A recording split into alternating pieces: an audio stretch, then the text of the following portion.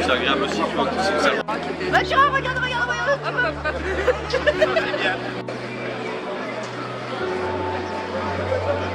Bonjour à toutes et tous, merci d'être présents et présentes à l'appel de la Confédération Paysanne et du GAP d'Armor aujourd'hui pour défendre une agroécologie paysanne, une agroécologie qui est soutenue et demandée.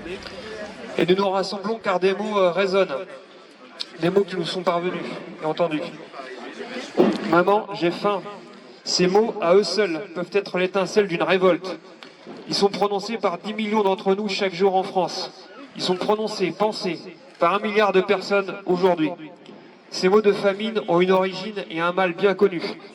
L'exode des paysans harassés, poussés au suicide, à l'abandon des champs par des logiques et des dogmes mortifères, par une stratégie du choc qui écrase les peuples.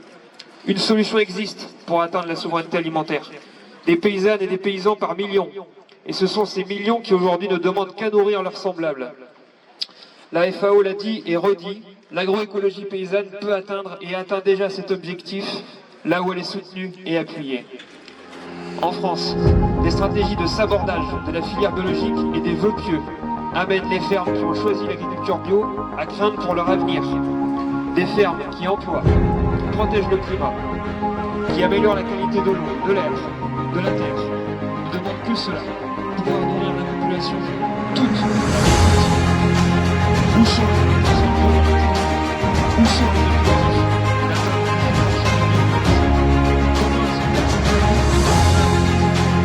La seule réponse est l'abandon.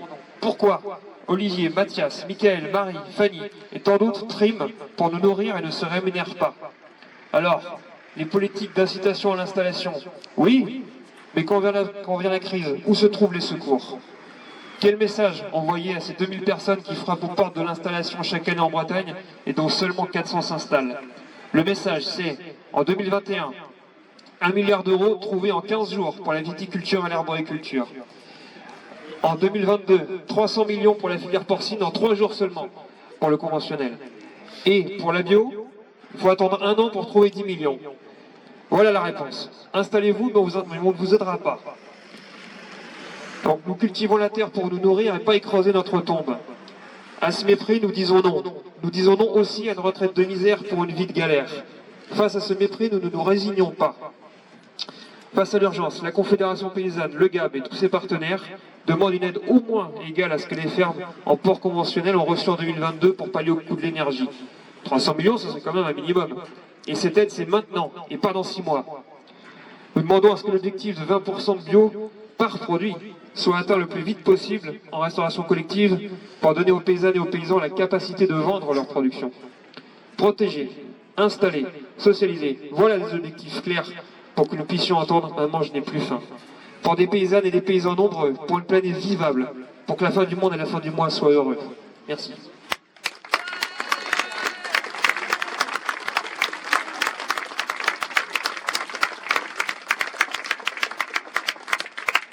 Merci Jonathan.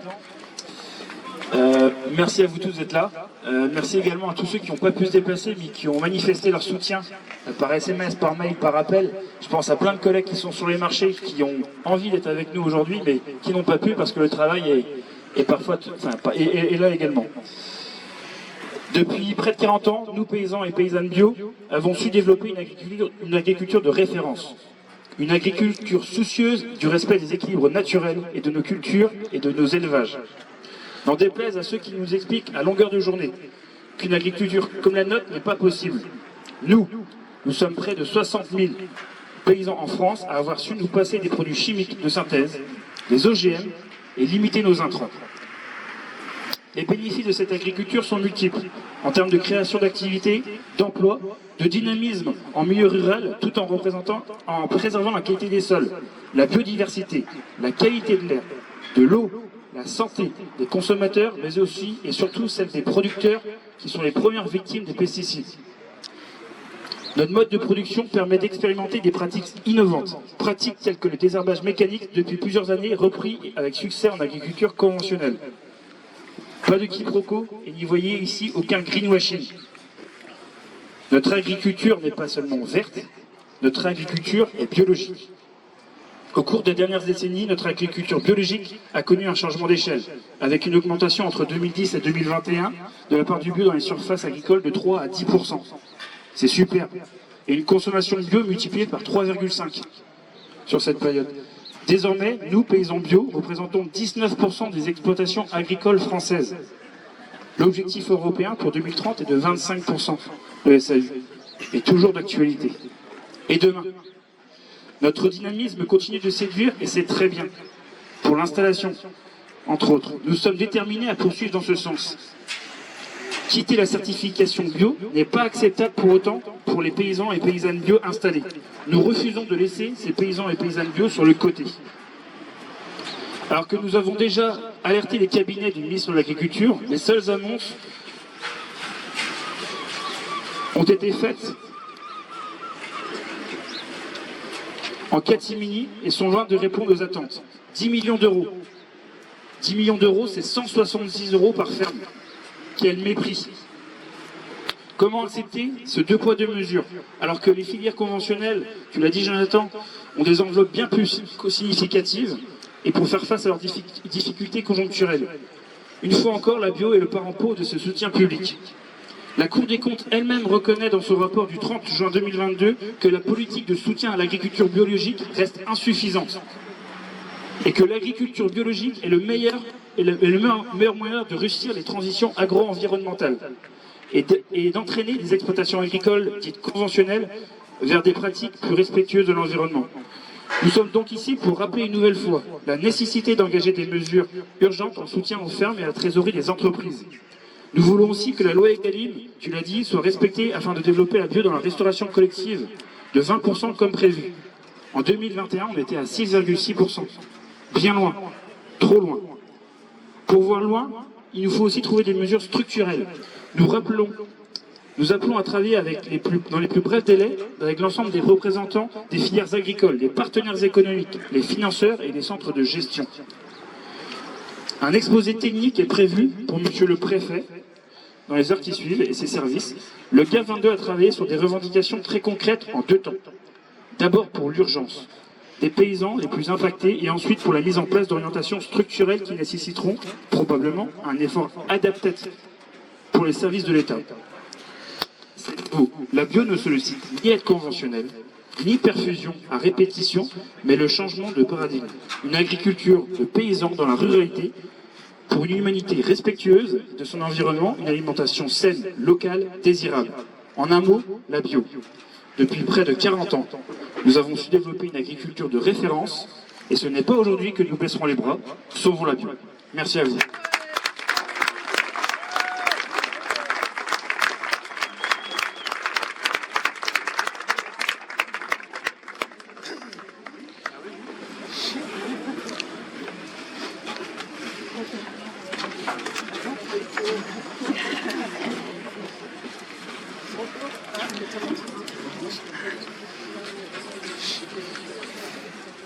Bonjour à toutes et tous.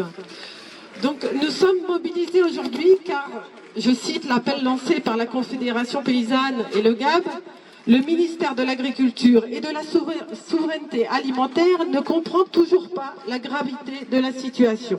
Et là, je ne suis pas d'accord avec vous. Je le dis et je le répète, les membres du gouvernement comprennent très bien, ils sont très compétents. Ils n'ont aucun problème de compréhension, ils ont tous fait des grandes écoles où on étudie des textes et des graphiques très compliqués. Ils comprennent, mais ils ne veulent pas. Ils ne veulent pas aider la filière bio parce que ce n'est pas le modèle qu'ils préconisent. Une agriculture intensive et technologique qui rapporte à court terme, voilà ce qui est bien pour eux. Mais dès qu'il s'agit de bifurcation écologique ou d'agriculture paysanne, ils vous répondent « Mais comment vous allez nourrir la planète? Vous voulez affamer la population ?» Et alors, quand on parle de baisser la consommation de viande, ce que préconise l'ANSES ou l'OMS pour la santé, mais aussi le GIEC, qui en fait un des leviers pour agir contre le réchauffement climatique, alors là, vous êtes contre l'élevage, vous êtes contre les agriculteurs. C'est ce que j'ai entendu la semaine dernière, lors du passage en hémicycle de la niche d'Europe Écologie Les Verts, que mon groupe naturellement soutenait. Il s'agissait de la proposition de loi visant à mieux manger en soutenant les Français face à l'inflation et en favorisant l'accès à une alimentation saine. Sujet d'intérêt général s'il en est. Parce qu'en France, en 2023, nous en sommes arrivés à avoir besoin de légiférer pour que les Français aient accès à une alimentation décente, pour qu'ils en aient les moyens et pour qu'une alimentation de qualité puisse exister. Dans le premier article de cette loi, il était proposé un chèque alimentation de 50 € par personne et par mois réservé à une alimentation saine. Ce chèque, s'il ne résout pas tous les problèmes structurels, nous on préfère une augmentation des salaires, peut tout au moins répondre à l'urgence sociale dans laquelle se trouvent les Français pour accéder à une alimentation de qualité, ou à une alimentation tout court d'ailleurs. Parce que rappelons qu'un Français sur 4 ne mange pas à sa faim, selon l'étude des banques alimentaires de février dernier. Et c'est nous qui affamons la population, là, maintenant, là. Dans l'article suivant, il s'agissait de proposer plus de repas végétariens dans les cantines. Et on a beau expliquer que manger moins de viande engendre souvent l'amélioration de la qualité de la viande dans les assiettes, que le passage à une alimentation biologique de la restauration collective à hauteur de ce que la loi Egalim préconise suffirait par exemple à sauver la filière porcine biologique. En face, c'était « vous êtes contre les agriculteurs, vous êtes contre l'élevage ». Et ça, en boucle, il ne décoche pas un argument, c'est en boucle, nous sommes contre les agriculteurs, nous sommes contre l'élevage. Alors nous sommes effectivement contre les élevages industriels, car nous sommes conscients des ravages environnementaux, mais aussi humains qui en découlent. Car oui, le modèle agro-industriel ne fait pas que des heureux, en témoigne le nombre de suicides chez les agriculteurs et le nombre de dépressions suite à des surendettements ou des liquidations. Nous, on parle de paysans, eux parlent d'exploitants agricoles. Mais malheureusement, pour beaucoup, il s'agit d'exploités agricoles. Exploités par ce système d'agro-business qui ne cesse de faire baisser le nombre de paysans et qui favorise l'augmentation des grosses exploitations et des coopératives cotées en bourse. L'article 3 de cette proposition de loi prévoyait également l'interdiction des viandes contenant des nitrites et des nitrates ajoutés. Bon, là encore, c'est la politique de la touillette, on n'avance pas. Non seulement on n'avance pas, mais on régresse. Les néonicotinoïdes, on régresse. Le S-métolachlore, la phosphine, régression à venir. Le gouvernement veut trouver les moyens de détourner les restrictions de l'ANSES. Donc vous avez compris, ce gouvernement préfère le profit à la santé, préfère le profit aux vivants. Donc à nous de convaincre les indécis sur le bien fondé d'une agriculture paysanne, créatrice d'emplois et de redynamisation des campagnes. En d'autres termes, à nous de démontrer, peut-être même aux macronistes, que les fermes paysannes sont les start-up de demain et qu'il faut les aider, quoi qu'il en coûte. Merci. Un petit mot quand même pour essayer aussi de venir cet après-midi, parce qu'il y a aussi la manif contre la réforme des retraites, donc ça serait chouette de voir tous les drapeaux jaunes là avec nous cet après-midi en manif. Voilà. Je passe la parole à Valérie. Bonjour à tous, donc pour ceux qui ne me connaissent pas, Valérie Tabar, je suis conseillère régionale dans un groupe d'opposition, conseil régional, le groupe Rézaglès, qui vient de la liste écologiste Bretagne d'Avenir, donc un groupe écologiste autonomiste. C'est important pour moi d'être avec vous, bon, déjà parce que professionnellement je suis engagée depuis plus de 25 ans dans l'agriculture biologique, puisqu'on a une entreprise artisanale de fabrication de moulins à farine pour des fermes biologiques, des fermes paysannes biologiques, et on cultive aussi en agriculture biologique. Je suis dans le sud des Côtes-d'Armor, l'Orenan. Et c'est important d'être là avec vous parce que il faut qu'on gagne cette bataille. Il faut qu'on gagne la bataille qui est de ne pas reculer dans l'agriculture biologique, alors qu'elle devrait se développer puisqu'elle coche toutes les cases par rapport aux urgences climatiques, par rapport aux urgences écologiques, et particulièrement en Bretagne, pour la qualité de l'eau, pour la restauration de la biodiversité, pour la qualité de l'air. On ne peut pas se permettre un recul, or c'est ce qu'on est en train de vivre. Donc il faut absolument qu'on gagne cette bataille, et en effet qu'on pousse les pouvoirs publics, l'État en premier lieu, l'État qui a les leviers financiers, les leviers d'orientation de l'agriculture, qui en effet aide l'agriculture conventionnelle, et quand il y a des crises, aide, comme tu l'as dit Yann, rapport de la Cour des comptes 2022 à l'appui, l'agriculture conventionnelle est beaucoup plus aidée que l'agriculture biologique. L'agriculture conventionnelle, quand elle est en crise, est aidée, et donc c'est pas possible, c'est inadmissible. Donc l'agriculture biologique doit être aidée, et doit être aidée en effet dans cette période de crise très rapidement. J'étais aussi à votre invitation, Confédération Paysanne aux Rivières de Bretagne, Gab était là aussi à Poésie, et j'ai pu le dire lors de la dernière session régionale. Enfin, aujourd'hui, des producteurs bio en Bretagne sont acculés économiquement, c'est une détresse aussi humaine, donc il faut agir vite. Donc c'est d'abord l'État. C'est d'abord l'État qui a les leviers aussi de l'intervention publique à travers la commande publique. Et vous savez, l'État chargé d'appliquer les lois est le plus mauvais élève sur la loi Egalim. La loi Egalim qui fixe 20% de produits bio, qui ne devrait être qu'un premier palier. C'est pas le plafond, ça devrait être un premier palier. L'État est le plus mauvais élève dans l'application de l'introduction des 20% de produits bio. Dans le cadre de cette loi, et le plus mauvais élève dans tous les restaurants, dans les hôpitaux, dans tous les services qu'il gère. La région Bretagne, à travers ses lycées, on nous dit qu'ils sont à 17-18%. Soit. Mais ça ne doit pas être vu comme un plafond, mais vraiment comme un premier palier. Et l'État est le plus mauvais élève. Donc, il faut que l'État agisse, intervienne sur un plan de mobilisation par rapport à la crise de la bio. En effet, 10 millions, c'est ridicule, c'est rien. Mais il faut aussi que à tous les échelons. Moi, je suis au conseil régional. Donc, en session, je l'ai dit à Poésie, en session budgétaire de février, j'ai porté un amendement de prise en charge de cette crise de la bio en Bretagne, un amendement qui est de 2,5 millions. C'est pas suffisant, mais c'est déjà ça. Voilà. Et ce qui va être important, c'est que ce soit mis en œuvre très rapidement. Cet amendement a été voté. Donc il venait du groupe Rézaglès, de notre groupe, il a été voté avec la majorité. Et aujourd'hui, on a des gros doutes sur la mise en œuvre. J'ai interpellé le président de la région Bretagne, Loïc Chéné-Girard, à la dernière session, pour savoir comment était mis en œuvre cet amendement avec 2,5 millions d'euros. On a des doutes, on n'est pas sûr que voilà. Donc il faut pousser à la roue, vous, les organisations professionnelles, nous, les politiques, pousser à la roue pour que ce soit mis en œuvre très rapidement. Donc il y a les 2,5 millions de cet amendement, de plan de crise de la bio par la région Bretagne. C'est d'abord l'État, mais c'est aussi le niveau régional. Je le dis parce que vous l'avez peut-être vu dans la presse, Loïc Chéné-Girard, la majorité, a communiqué sur le fait qu'ils ont obtenu 5,5 millions. Tout le monde s'est dit super, ça va être la prise en charge de la crise de la bio. Non, Les 5,5 millions, il faut le reconnaître, c'est très bien d'avoir obtenu ça, c'est le fait d'avoir obtenu des aides au maintien de la bio. Puisque l'État, dans son arbitrage pour la PAC, avait laissé ça en race campagne.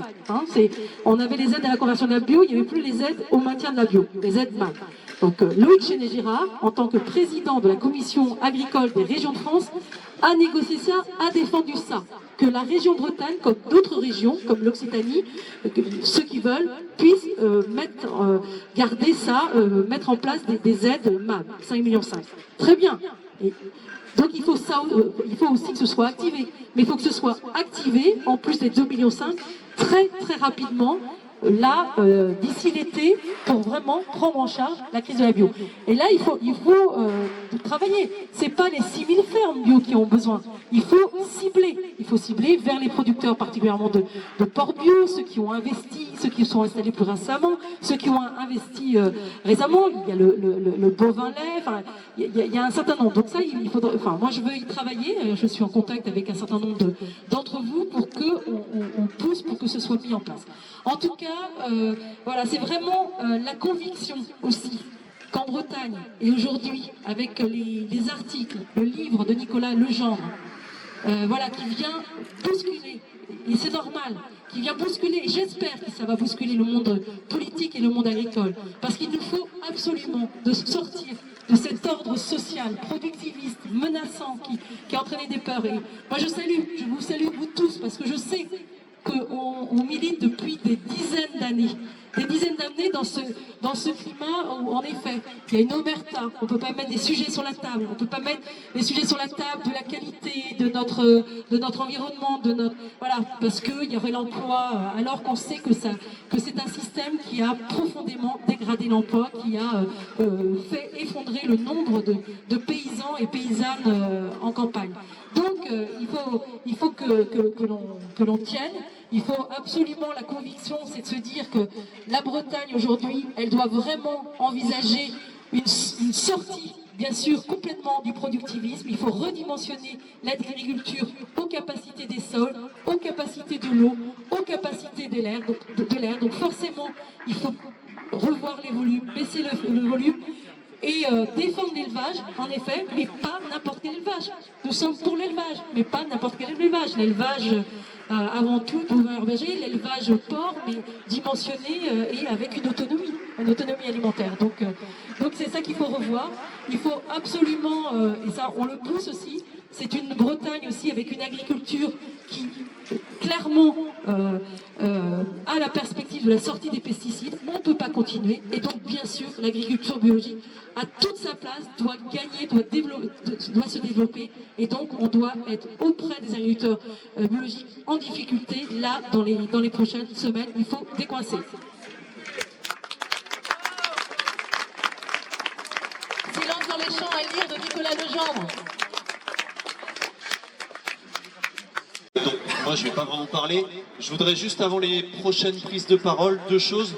On va se laisser peut-être s'il y a quelques questions spécifiquement pour Muriel et Valérie, puisque vous êtes là en haut, vous évitez de... Voilà. S'il y a des personnes qui ont des questions, ou qui auraient aimé approfondir, ou voilà, donc c'est le moment. Ensuite, il y aura une prise de parole de, sans doute, David, Solidaire, et ERB, voilà, c'est ce que j'ai aussi. Alors s'il y a d'autres prises de parole, c'est possible aussi après. Je vous propose simplement, juste avant ça, là il y a une délégation qui va rentrer en préfecture pour rencontrer le préfet. C'est peut-être le moment de les encourager, de les applaudir, parce que là c'est le moment de dire qu'on est là. Ils sont que 4 à l'intérieur. Donc voilà, sauvons la bio. Merci à eux. Évidemment, on va pas tous rentrer, mais voilà, on est là. On est là, on est l'eau, on est la bio, on est tout ça. Et donc en attendant que cette délégation rencontre le préfet, je vais... Voilà, est-ce qu'il y a des questions par rapport à l'intervention de Muriel ou Valérie, par rapport à ce qui se passe au niveau de l'État, au niveau des structures politiques de l'État ou au niveau régional? C'est bon pour vous? Alors merci beaucoup, on vous encourage. Ah si, pardon, excusez-moi, monsieur. Une question? Ouais, vas-y, viens.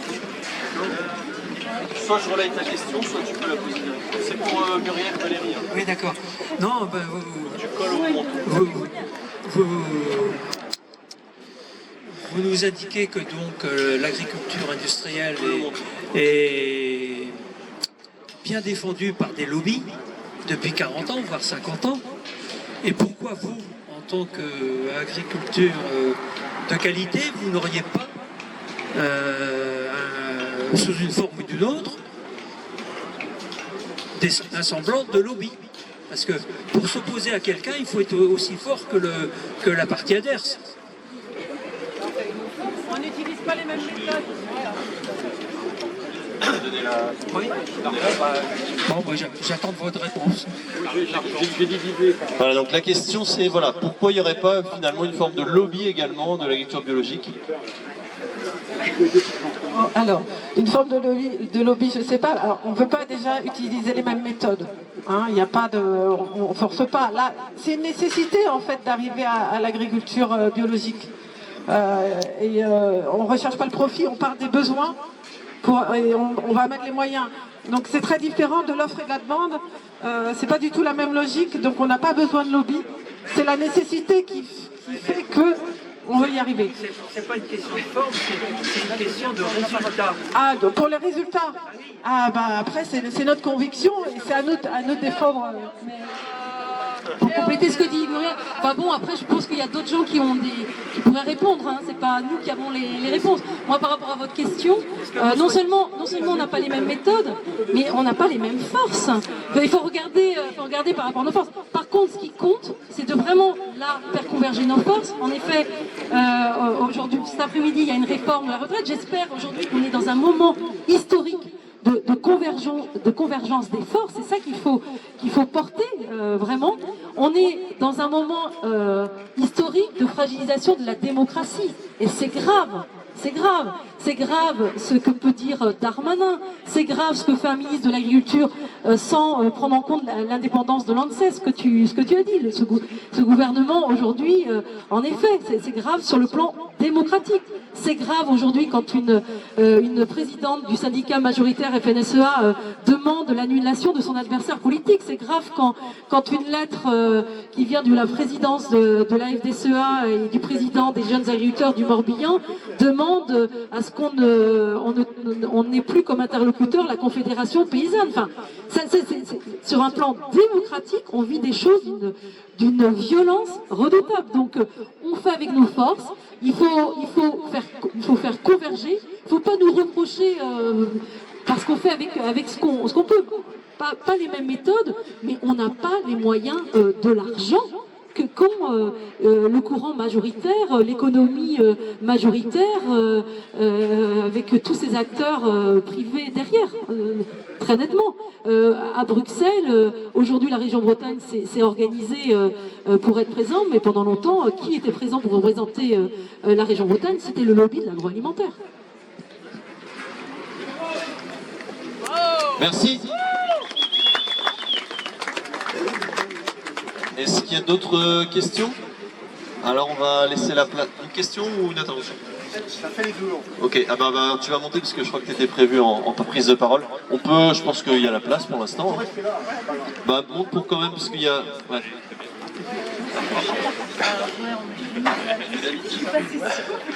Donc David pour Solidaire. Merci, bonjour à toutes et à tous. En fait, l'intervention, effectivement, et notamment par rapport à ce que vous avez pu dire, on aurait pu effectivement broder sur la situation actuelle et notamment les oppositions qui se font écraser magistralement en ce moment par le gouvernement.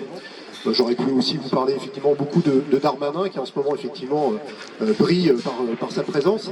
Mais la teneur en fait des propos, et puis je rebondis sur ce qu'a dit Jonathan au niveau du slogan à la fin de son intervention sur la fin du monde et la fin du mois. Et aussi ce que vous avez pu dire sur les interventions en fait, notamment de l'État ou de la région, qui me fait penser qu'il y a quand même un projet, et la Confédération paysanne y a beaucoup travaillé, un projet qui pourrait quand même apparaître révolutionnaire, permettre de desserrer l'étau justement des lobbies, parce que monsieur a raison de poser cette question, des lobbies qui font pression notamment sur les élus pour avoir gain de cause au final, c'est la sécurité sociale de l'alimentation.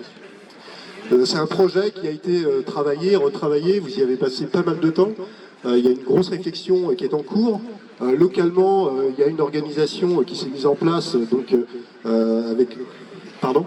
Ça, SS22. Ouais, c'est ça, SSA 22. Et c'est quelque chose, alors je me permets du coup, puisqu'on compte beaucoup sur les élus dans ces cas-là, voilà, pour effectivement porter ce projet, ou en tout cas essayer de le faire mûrir, ce qui permettrait, sur la base de ce qu'a été la sécurité sociale à l'origine, et non pas ce qu'elle est devenue malheureusement, parce que là aussi elle a été dévoyée du fait notamment des lobbies, et là en l'occurrence le patronat, mais ce qui permettrait de redonner en fait la main, notamment aux citoyens et citoyennes, sur les choix qu'ils se doivent de prendre et qu'ils se doivent de pouvoir prendre sur la question de l'alimentation, puisque c'est quelque chose effectivement qui, on le sait tous, hein, la malbouffe s'est généralisée. La plupart aujourd'hui en fait des gens souffrent notamment de l'inflation et de l'impossibilité de finir effectivement leurs achats, ne serait-ce que de 15 du mois. Et il y a le moyen, par des choix en fait citoyens, par un débat sur ce sujet-là, de remettre effectivement une initiative à la fois citoyenne et populaire pour pouvoir choisir ce que l'on mange et avec des conditions de financement qui le permettent pour toutes et tous. Voilà.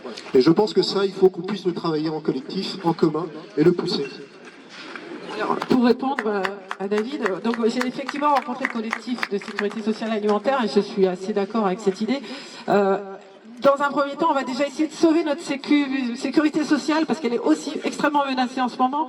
Donc on va aussi d'abord sauver cette sécu et après je pense qu'il y a beaucoup d'éducation populaire à faire parce que déjà la sécurité sociale pour la santé on la connaît pas, mais n'en parlons pas pour la sécurité sociale de l'alimentation. Je pense qu'il y a tout un travail d'éducation populaire à faire pour faire accepter cette idée, mais c'est effectivement très intéressant. Moi, je voudrais rajouter que c'est important ça d'articuler la défense de l'agriculture biologique, d'une agriculture de qualité et l'alimentation de qualité pour tous. Ça, c'est hyper important d'articuler ça aujourd'hui, l'écologie et le social. Parce que la petite musique qui traîne aujourd'hui au Conseil régional, hein, et je le dis, parce que c'est des déclarations publiques de la majorité et du président Loïc Chénégera, c'est de dire, d'une certaine manière, de dire... il faut pas qu'on soit, puis ça c'est des éléments de langage aussi, on le sait, on l'a lu par le président régional de la Chambre d'agriculture, c'est que en gros faut pas être égoïste quoi, faut pas être égoïste et que donc l'alimentation bio serait que pour voilà c'est une certaine catégorie de personnes et donc il faudrait continuer à produire des produits moyens de gamme en Bretagne. Pour que, pour pas que ça vienne, qu'on importe des produits bas de gamme qui sont produits ailleurs. Non. Notre ambition, c'est une agriculture biologique de qualité pour une alimentation, un accès de cette alimentation de qualité pour tous. Ça, c'est hyper important. Donc, ça veut dire que, en fait, moi je crois qu'il faut se redire qu'il faut mettre le prix à l'alimentation, ce qu'on n'a pas fait, mais il faut pouvoir mettre ce prix. Donc il y a des gens qui ont les moyens, qui peuvent, et on doit pouvoir acheter l'alimentation au prix que ça vaut, et ça a de la valeur. Ça a de la valeur, le travail des paysans a de la valeur, ça a un prix, et on a trop cherché à tirer les prix vers le bas, à ne pas consacrer une part de nos revenus suffisamment à une alimentation, mais surtout, en effet, ça passe par des projets comme la sécurité sociale alimentaire, par une politique de redistribution des richesses, pour vraiment permettre l'accès de tous à une alimentation de qualité qui est rémunératrice, avec une agriculture qui rémunère ceux qui y travaillent. Ça, c'est hyper important. Dans le même combat, aujourd'hui, dans le combat, l'agriculture biologique n'est pas réservée à une élite, n'est pas réservée aux riches. Non, l'ambition, c'est bien pour tous.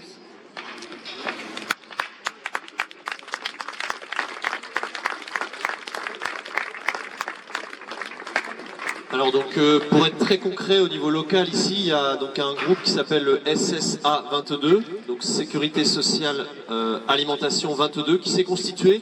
Personne qui réfléchisse, il y a une dame qui était tout à l'heure, je ne sais pas si elle est encore là, qui m'a distribué ce petit flyer là et qui essaie de rassembler pour que un peu partout en France, on essaie de créer des petites initiatives, comme il y a eu à Montpellier par exemple, pour essayer de rendre ça très concret, parce qu'évidemment c'est une ambition nationale, ça prendra des lois, etc.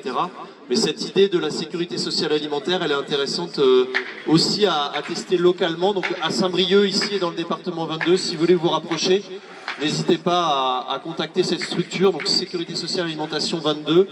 Il y a un film également, un documentaire qui est vraiment intéressant sur le sujet, qui s'appelle La part des autres, qui a été diffusé à Saint-Brieuc, à Dinan, à d'autres, dans pas mal d'endroits, donc qui est aussi une première introduction. Et puis il y a le site internet national, Sécurité sociale alimentation, avec tous les articles qui font référence à la démarche de cette sécurité sociale alimentaire. Bon, il y a une idée quand même centrale là-dedans, c'est de dire que finalement on n'a pas forcément besoin de beaucoup plus de budget, puisqu'il s'agit de les réorienter. Quand on dit que l'agriculture qui n'est pas biologique coûte moins cher en termes d'alimentation, c'est un petit peu un leurre quand même quand on voit justement le coût de cette agriculture pour la population qui finalement la paye déjà à travers ses impôts et à travers toutes les politiques de reconquête de l'eau, de ceci, de cela, de santé. Voilà, on va pas refaire un peu toute la liste, mais vraiment il y a de quoi dire par rapport à ça. Oui, bonjour, rassurez-vous, je ne vais pas répéter tout ce qui a été dit et que nous partageons bien évidemment largement, y compris l'appel autour de la SSA, qui est effectivement une réflexion à avoir et essayer de trouver des initiatives.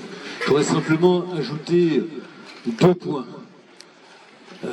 On parle de subventions à l'agriculture bio et on a commis quand même quelque chose d'énorme récemment en termes de politique agricole commune européenne. Qu'est-ce qu'on a fait? On a subventionné au même titre que la bio le soi-disant label HVE qui n'a de haute valeur environnementale que son titre. Il n'y a rien, c'est creux, c'est vide et pourtant on a envoyé des centaines de millions sur ce label-là. Alors quand on nous parle des millions pour soutenir l'agriculture bio, quelque part, c'est un scandale profond. La deuxième chose que je voudrais dire, c'est on est à Plouisy, à ERB, avec, auprès de la Conf, et puis d'autres d'ailleurs qui étaient là aussi. On a vu la détresse. Et on nous a dit effectivement qu'il y aurait ces 10 millions qui allaient arriver. Il y a quelque chose, ces 10 millions, il faut aussi les comparer à tout ce qui s'est fait. Ça a été fait lors de cette réunion, tout ce qui s'est fait pour sauver les filières porcines. Mais simplement, il faut aussi les comparer à autre chose. Vous êtes nombreux à avoir lu dans la presse ce qui se passe autour du chlorothalonil. Vous êtes nombreux à avoir lu probablement ce qui se passe autour du S-métolachlore. Et là, quand on parle du coût que ça va impacter pour l'ensemble des gens, pour l'ensemble des contribuables, là on ne parle plus en millions, on parle en milliards. On parle d'une augmentation du coût du mètre cube d'eau de 2 €. C'est-à-dire on passerait de quelque chose, un peu plus de 5 actuellement, à environ 7. Donc vous voyez qu'un peu, on va faire supporter à l'ensemble des Français des coûts phénoménaux, et par ailleurs, on dit 10 millions, allez, alors qu'on parle en milliards. Dernière fois que je voudrais dire par rapport au lobby, il y a eu une question tout à l'heure sur le lobby. Je voudrais dire que la Confédération paysanne n'est pas seule. Elle a de nombreux amis. On peut se féliciter qu'aujourd'hui, il y ait compris des banderoles syndicales. Et j'espère que ça continuera. Et j'espère que nous serons nombreux prochainement à répondre à un nouvel appel, si nécessaire, si on ne trouve pas aujourd'hui les moyens de sortir les paysans bio de la détresse dans laquelle ils sont. Merci.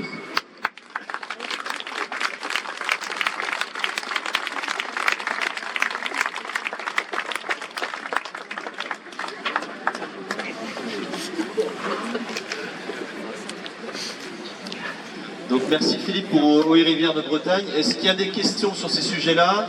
Des interventions? Il y avait également France Nature Environnement, peut-être une prise de parole, pas sûr. Je ne sais pas s'il y a quelqu'un qui souhaitait éventuellement s'exprimer. Vous êtes aussi, ouais, c'est vrai qu'on est tous un peu dans tous les systèmes. Alors il y a pas mal d'autres drapeaux. Est-ce qu'il y a d'autres personnes qui souhaitent prendre la parole au titre d'une structure ou également à titre individuel? Ça peut être de témoigner de ce qui se passe sur la ferme actuellement. Ça peut être des paysans bio qui racontent un petit peu leur vie, des paysannes ou des paysans.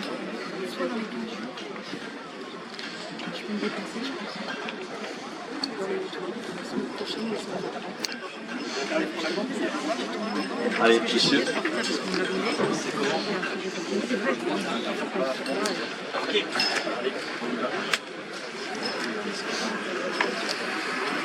Bonjour, alors c'est pas C'est pas préparé, je m'appelle Thierry Thibault et donc je préside le conseil de surveillance de la Biocop, la Gambille. Et donc, oui, si la filière bio est touchée, elle est touchée dans son ensemble. Elle est touchée aussi du côté distributeur. Vous n'êtes pas sans savoir que la Gambie est obligée de se séparer de 5 salariés ces dernières semaines.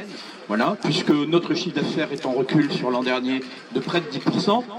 Bon, sur ces 10%, il y a, je dirais, les 7% classiques de recul de la consommation de produits biologiques depuis un an, depuis le retournement de situation de la mi-2021. Mais il y a aussi le fait que nous avons décidé, et donc proposé au directoire de la COP, de baisser les prix dans une COP qui était l'une des plus chères de l'Ouest. Parce qu'il y a un problème prix. Mais le problème prix, il faut aussi pouvoir le dépasser. C'est-à-dire que depuis la fin du 19e, le capital s'est toujours efforcé de faire en sorte que la force de travail puisse se reproduire au moindre coût. Et donc ce moindre coût, ça a permis de dégager des emplois donc, dans la paysannerie qui allaient s'employer dans les industries, etc. L'objectif, c'est de faire en sorte que les gens prennent conscience que la nourriture a un coût. Hein, et que ce coût, il faut l'assumer. Et donc on a tout un travail au niveau avec les agriculteurs. La Gambie, c'est aussi 150 producteurs locaux, avec des prix aujourd'hui, quand les gens viennent dans les magasins, où ils s'aperçoivent qu'en fin de compte, eh bien, on n'est pas forcément plus cher que dans la GMS. Hein. Pourquoi? Tout simplement parce qu'on travaille avec des producteurs locaux, 150 producteurs locaux pour la COP, avec des produits de saison et des circuits courts.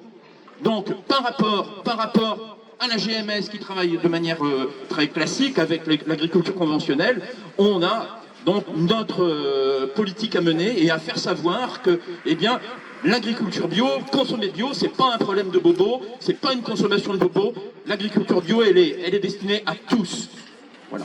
Et donc, il y a tout un travail d'éducation populaire à faire sur le bien manger, sur comment cuisiner, etc. Je connais des gens qui s'occupent aussi donc des restaurants du cœur.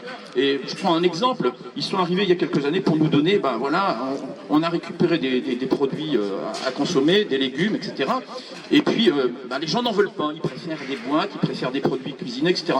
Il y a un problème. Les gens ont désappris. La grande consommation a fait en sorte que les gens désapprennent à cuisiner. Quelque chose, c'est la facilité, on veut des produits prêts, etc. Tout simplement parce que ça pose la question donc, des revenus, ça pose la question du temps de travail, ça pose des questions qui sont multiples. Et donc défendre l'agriculture biologique, c'est défendre un autre projet de société. Merci.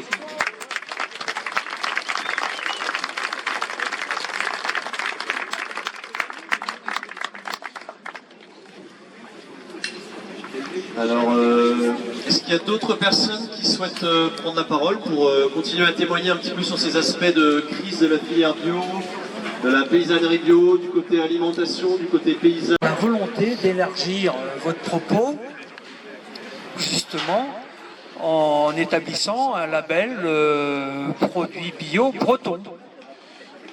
Pourquoi généraliser au niveau de la France, au niveau de l'Europe, au niveau mondial? Vous seriez un exemple, parce que la Bretagne, elle, particulièrement, ne peut pas absorber les pesticides du fait que son sol est granitique, voire rocheux, et tous ces produits chimiques sont déversés à la mer. Et à la mer, après, on retrouve les algues vertes.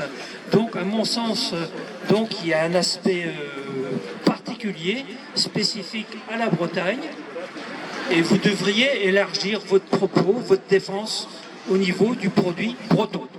Qu'en pensez-vous? Est-ce qu'il y a quelqu'un qui veut répondre sur cette question des labels? Alors c'est vrai c'est assez complexe les labels, notamment dans l'alimentaire. On retrouve une multitude de labels, que ce soit pour l'agriculture en général et les agricultures un peu plus spécialisées. On a des labels par filière, on a des labels par production. On est label par typologie d'agriculture. C'est vrai que l'avantage du label agriculture biologique, parmi d'autres, c'est quand même qu'il est certifié par des tiers. Donc c'est une certification indépendante, qu'il est reconnu au niveau européen.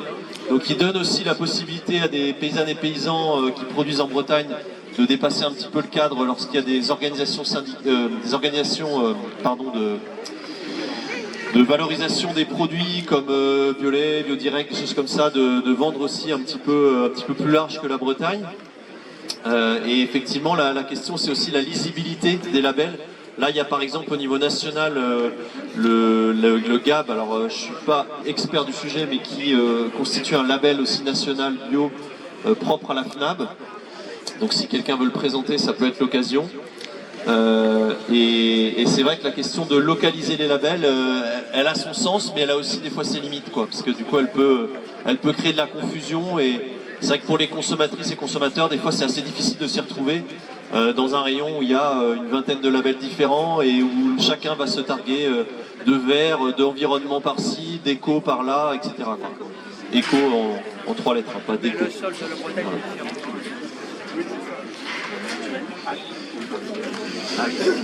Donc là, une prise de parole du collectif Halte aux Marées Vertes, dans la continuité. Hop, voilà.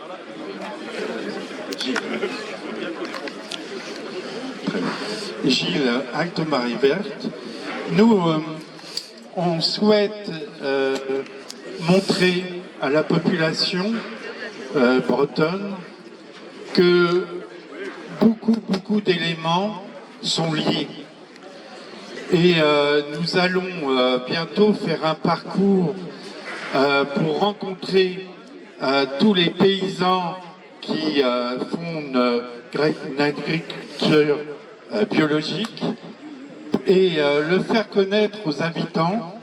C'est-à-dire que nous pensons, quand on voit toute la population et associative qui, dans chaque côté, revendique, nous, bien sûr, luttons contre les algues vertes, mais nous sommes conscients que beaucoup de choses sont liées. Et on voit que si on regarde ce que l'on a dans nos assiettes, bien sûr, c'est lié à la production, c'est lié aux pesticides, c'est lié à la pollution qu'on rencontre partout, dans nos cours d'eau, etc. Et on voudrait montrer qu'une alternative est possible, que le fait de se bagarrer, par exemple, nous, contre les algues vertes, c'est aussi lié à notre santé, à notre besoin d'une autre volonté de montrer qu'une alternative est possible. Et donc, on va faire appel à tous les agriculteurs du coin, de la baie de Saint-Brieuc, pour nous rencontrer et essayer de prendre des initiatives ensemble.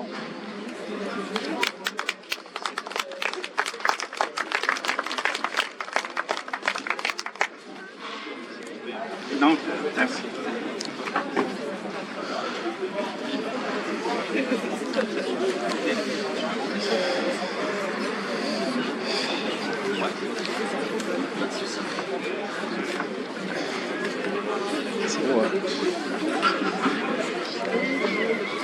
Donc, une intervention maintenant de Gisèle, le collectif pour les victimes de défense, voilà, des victimes des pesticides. Bonjour. Oui, d'accord. Voilà, je voudrais parler au nom du collectif. Aujourd'hui, cette question des pesticides est une question de santé publique.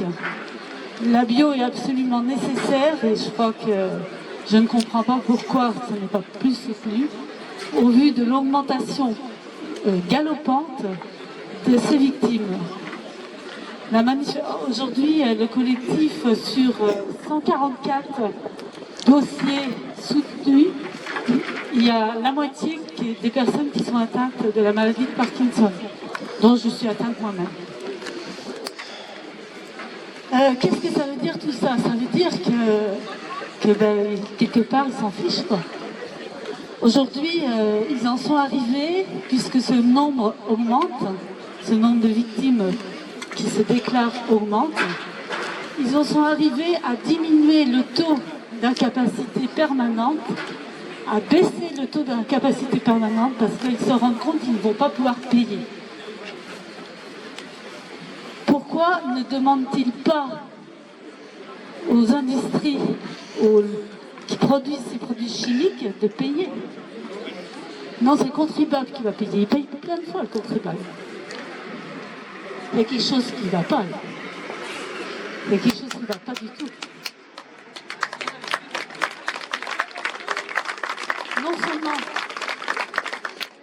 Non seulement quand on est victime, c'est pas facile, hein, je peux vous dire. Il y a les paysans qui le sont. Il y a les salariés qui travaillent aussi pour les entreprises agroalimentaires. Il y a les riverains. Jusqu'où ça va aller? Et au bout du compte, les consommateurs et la vie dans son ensemble. Il y a les gens, les personnes, mais toute la vie, la terre s'empoisonne. Aujourd'hui, c'est trop tard pour moi. Mais tous ceux qui vont arriver derrière, tous les jeunes qui arrivent, il faut faire quelque chose. Comment un État, comment des décideurs qui normalement sont élus, pour représenter le peuple, les gens, pour les défendre, pour les soutenir, cèdent à des intérêts financiers. Quel est l'objectif en fait? Quel est l'objectif de la politique aujourd'hui? Quel sens on donne à la politique? En tous les cas, il ne faut pas baisser la garde.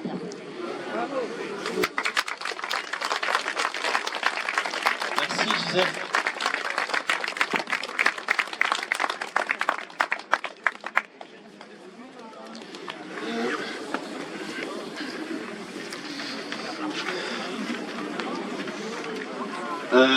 Donc voilà, pour continuer dans les témoignages, je vais proposer à Thierry de monter.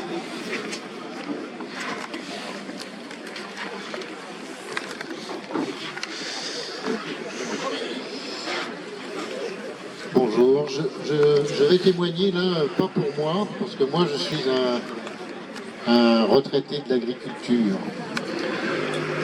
Et il y a quelques années, 4 ans maintenant, Chantal et moi qui tenions notre ferme à Plouisy, nous avons transmis la ferme à un jeune qui était candidat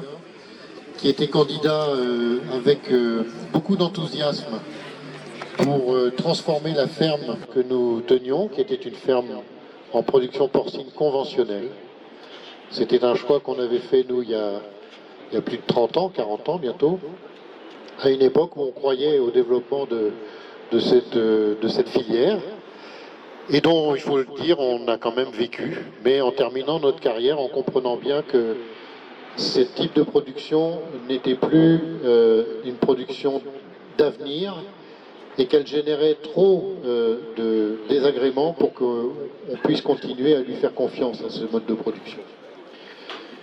C'était d'ailleurs un mode de production qui n'était pas fait pour les éleveurs, puisque les éleveurs étaient toujours condamnés à produire de plus en plus cher et avec des prix qui étaient toujours au ras des pâquerettes. Alors lorsqu'il est arrivé et qu'on lui a proposé notre ferme et qu'il nous a dit « mais moi, si je m'installe, c'est en agriculture biologique, point. Je n'envisage pas de m'installer autrement. » Et à ce moment-là, parce qu'on a compris que la demande de la société était en train de changer, on l'a encouragé à le faire. On lui a dit, tu as raison, c'est la voie qu'il faut prendre pour l'avenir. Il n'y avait pas que nous qui le disions d'ailleurs. Tous les signaux, il y a moins de 4 ans, étaient au vert pour que des producteurs se lancent en production biologique. Tous. On leur disait, il manque de cochons bio, il manque de lait, il manque d'œufs, il manque tout ça, donc allez-y, développez-vous. Et ils ont été aidés pour le faire. Ils ont été aidés par les maires qui leur ont accordé des permis de construire, ils ont été aidés pas par les départements, je crois pas, mais par la région, par l'État, qui les a aidés à faire cette mutation de leur ferme. Et à la première crise venue, faudrait-il les laisser tomber? Cette crise de consommation du moment, parce qu'on en a vécu plusieurs, nous, dans notre carrière de paysans, c'est une crise qui va passer. Un jour, la production bio retrouvera un marché porteur. De plus en plus de gens se tourneront vers ce type d'alimentation. Ça va devenir non seulement un choix, mais une nécessité. C'est de l'agriculture, c'est ça l'agriculture de l'avenir. Et ça, c'est ça qu'on a envie de faire comprendre à ceux qui sont un peu sourds aux demandes actuelles d'assistance des producteurs qui sont en difficulté. Je pense à l'État qui n'a certainement pas pris la mesure de l'urgence à intervenir sur ce sujet-là, que la société, ce n'est pas un problème agricolo-agricole, c'est un problème de société, cette orientation de production biologique. Donc, on est ravis de voir que sur cette place, bien sûr on n'est pas assez nombreux, mais avec les sollicitations qu'il y a en ce moment, on comprend bien qu'il faut partager un peu, mais que des gens qui sont issus de la société, qui ont compris, qui sont concernés, qui se sentent concernés par l'avenir des producteurs bio, soient présents et viennent apporter leur soutien à ces éleveurs, c'est vachement important. Alors, juste quelques petits éléments pour comprendre non seulement l'urgence financière, mais aussi l'urgence morale à soutenir ces éleveurs-là. Parce que vivre en période de crise comme celle-là pour des jeunes qui viennent de s'installer, c'est une souffrance morale que personne n'imagine. Notre successeur, pas plus tard qu'hier, me disait « J'arrive le matin à l'élevage avec la boule au ventre parce que tous les jours, les cochons consomment de l'aliment. Et en ce moment, les fournisseurs, son fournisseur d'aliments, je ne parle pas des autres, je parle de celui-ci, lui impose de payer le camion d'aliments avant même de l'avoir livré, alors qu'il n'a aucune dette chez ce fournisseur. Sachez-le, c'est illégal. Quand on fait du commerce, si on n'a pas de dette nulle part, on est amené à vendre et à faire confiance à celui qui va vous acheter son produit. Donc lui, il vit ça tous les jours et évidemment, ça plombe son moral, bien entendu, mais ça plombe aussi le moral de sa famille, qu'il le voit de moins en moins parce qu'il travaille de plus en plus, il est accro à son boulot, enfin il se dit qu'il faut que je ne peux pas rater. Je ne peux pas rater par manque de travail ce maintien dans mon métier. Donc il met les bouchées doubles en plus. Donc voilà, c'est juste un petit témoignage pour dire que votre présence ici, elle contribue vraiment à les aider à passer ce mauvais cap. On sait que c'est un mauvais cap et c'est pour ça qu'on demande au pouvoir public, à la région, de les aider dans leurs besoins de trésorerie du moment à passer ce mauvais moment. Voilà.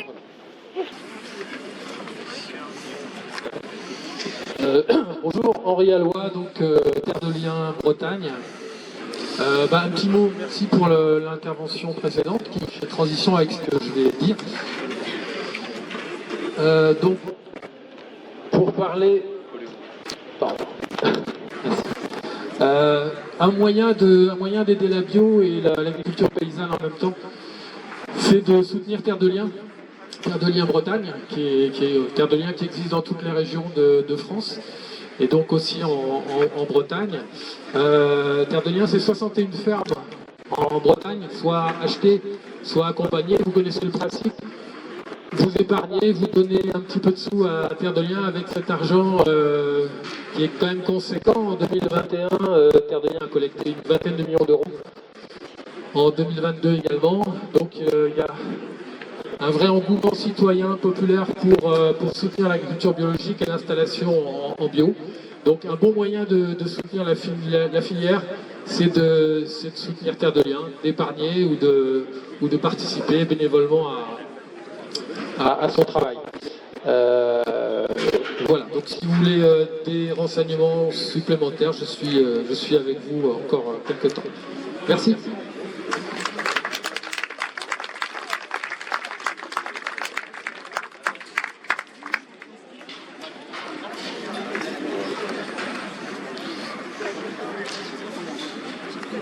Donc moi, si j'ai bien suivi le programme, là, on doit